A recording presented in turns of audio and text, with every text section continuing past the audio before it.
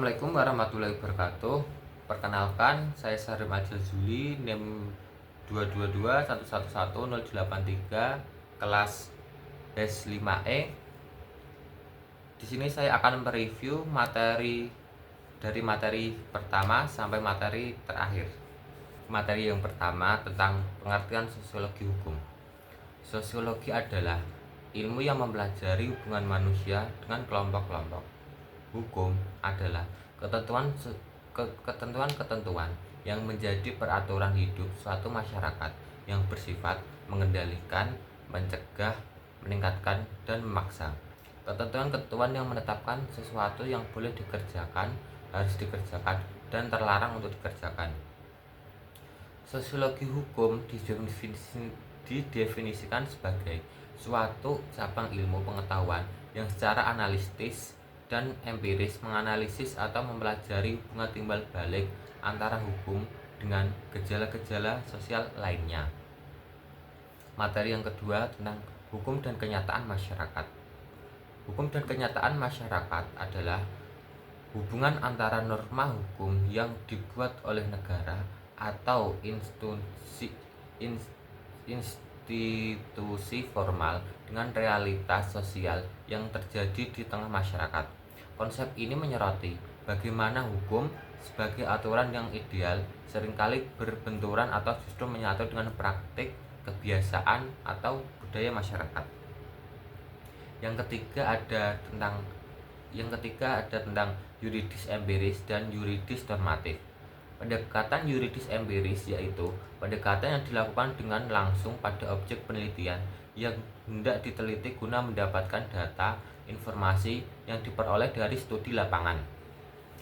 Pendekatan yuridis normatif yaitu pendekatan dalam arti menelaah kaidah-kaidah atau norma-norma dan aturan-aturan yang berhubungan dengan tindak pidana kesusilaan dengan cara studi kepustakaan, yaitu dengan membaca, mengutip, menyalin, dan menelaah terhadap teori-teori yang berkaitan erat dengan permasalahan studi lapangan.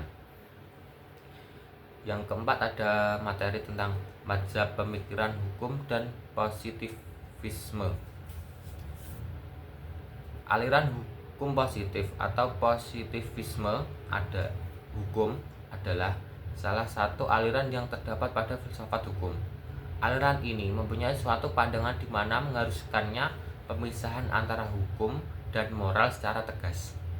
Maksudnya adalah antara hukum yang berlaku dan hukum yang seharusnya. Selanjutnya ada materi tentang mazhab pemikiran hukum atau sociological jurisprudence yang merupakan salah satu aliran dalam filsafat hukum. Aliran ini memandang bahwa hukum yang baik haruslah hukum yang sesuai dengan hukum yang hidup di masyarakat. Aliran sociological jurisprudence dengan tegas memisahkan antara hukum positif atau the positive law dengan hukum yang hidup atau the living law. Selanjutnya ada mazhab pemikiran hukum atau living law dan utilitarianisme. The living law adalah konsep hukum yang mengacu pada hukum yang hidup dan berkembang dalam masyarakat berdasarkan praktik sosial, kebiasaan, dan nilai-nilai yang dianut oleh masyarakat tersebut. Selanjutnya, utilitarianisme adalah suatu aliran di dalam filsafat hukum. Aliran ini sebagai suatu aliran yang meletakkan asas kemanfaatan sebagai tujuan utama hukum.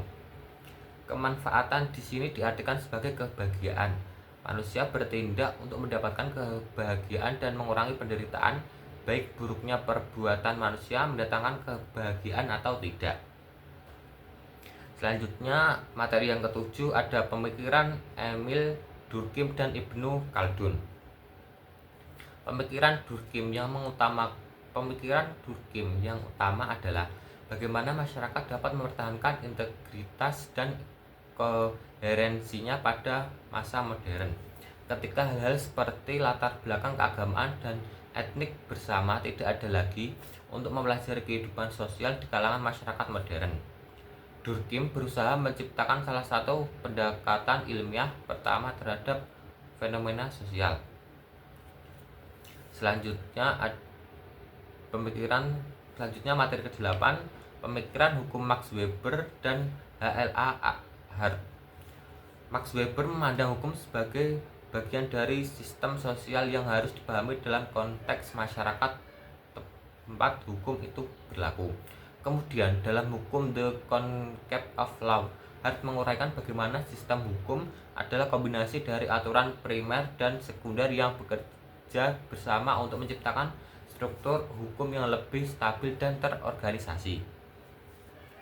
Selanjutnya materi ke-9 tentang efektivitas hukum. Efektivitas hukum dapat diartikan dengan kemampuan hukum untuk menciptakan atau melahirkan keadaan atau situasi seperti yang dikehendaki atau diharapkan oleh hukum.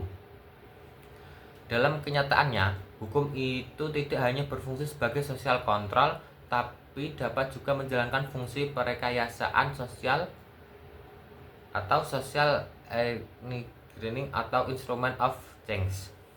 Efektivitas hukum merupakan proses yang bertujuan agar supaya hukum berlaku efektif. Selanjutnya materi ke-10 tentang law and social control. Law and social control adalah konsep yang membahas bagaimana hukum digunakan sebagai alat untuk mengatur perilaku individu atau kelompok dalam masyarakat. Dengan demikian, social control bertujuan mencapai keserasian antara stabilitas dan perubahan dalam masyarakat. Social control berfungsi membentuk kaidah baru yang menggantikan kaidah lama. Dalam compulsion diciptakan situasi seseorang terpaksa taat atau mengubah sikapnya menghasilkan kepatuhan secara tidak langsung.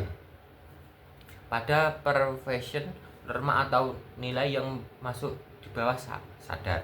Tujuan hukum adalah mencapai kedamaian yang mewujudkan kepastian dan keadilan dalam masyarakat. Selanjutnya materi ke-11 yaitu Socio-Legal Studies. Studi sosiolegal adalah pendekatan interdisipliner untuk menganalisis hukum, fenomena hukum, dan hubungan antara ini dan masyarakat luas. Pekerjaan teoritis dan empiris disertakan dan perspektif dan metodologi diambil dari humanira serta ilmu sosial. Selanjutnya materi ke-12 tentang progressive law. Hukum progresif merupakan konsep hukum yang menekankan perubahan dan adaptasi hukum secara progresif sesuai dengan perkembangan masyarakat dan nilai-nilai zaman. Hukum progresif pada intinya bertujuan untuk mendorong pekerja hukum agar lebih berani membuat terobosan dalam menjalankan hukum di Indonesia. Selain itu, pembentukan gagasan hukum progresif ini juga dimaksud agar dunia hukum tidak hanya dibelenggu oleh pikiran positivistis dan legal analytical. Selanjutnya materi ke-13 tentang legal pluralis. Pluralisme berasal dari bahasa Inggris. Pluralis terdiri dari dua kata, plural beragam dan isme paham, yang berarti beragam pemahaman atau bermacam-macam paham. Untuk kata ini termasuk kata yang ambigu atau bermakna lebih dari satu. Pengertian pluralisme hukum kerap diartikan sebagai keragaman hukum, yaitu hadir lebih dari satu antara hukum dalam sebuah lingkungan sosial. Grifting berpendapat bahwa pluralisme hukum adalah adanya lebih dari satu tatanan hukum dalam suatu area sosial. Oleh sebab itu, setiap kehidupan masyarakat terdapat berbagai macam pilihan hukum yang ingin dicapai sesuai dengan kedudukannya masing-masing.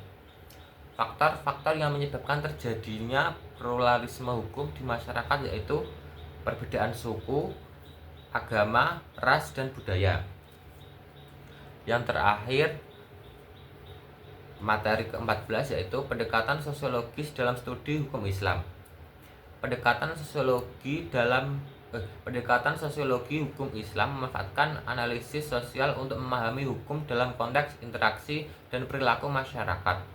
Sosiologi hukum melihat hukum sebagai produk dari dinamika sosial, politik, dan budaya, serta sebagai alat untuk merekayasa perubahan sosial. Dalam konteks Islam, pendekatan ini mengkaji hukum berdasarkan Al-Quran dan hadis sambil mempertimbangkan perubahan sosial dan perkembangan zaman.